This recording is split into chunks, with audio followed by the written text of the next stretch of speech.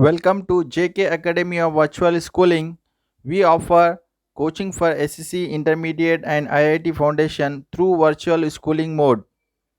So, my dear student, today's topic is atomic models, which will be useful for class 8 and 9 students.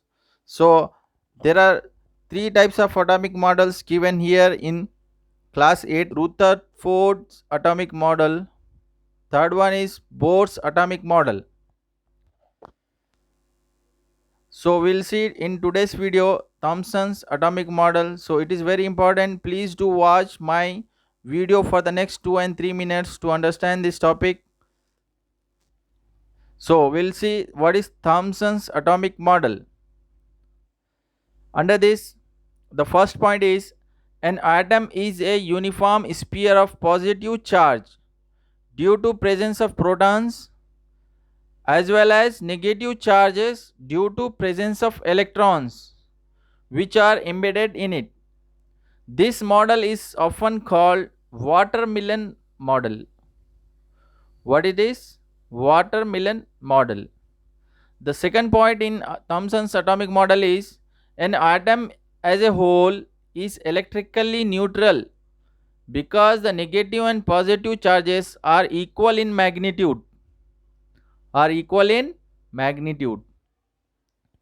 So this atomic model has some limitations. So we call this as limitations of Thomson's model of atom. So what is the first limitation we'll see here? This model failed to explain how protons and electrons could be arranged in an atom so close to each other.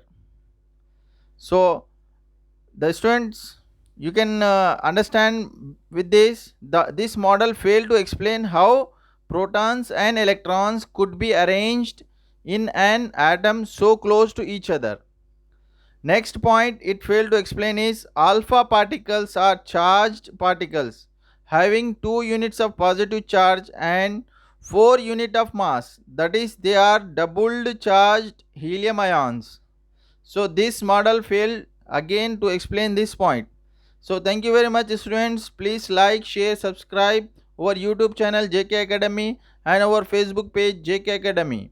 Thank you very much. Have a good day. For the next video we'll see Rutherford's atomic model. You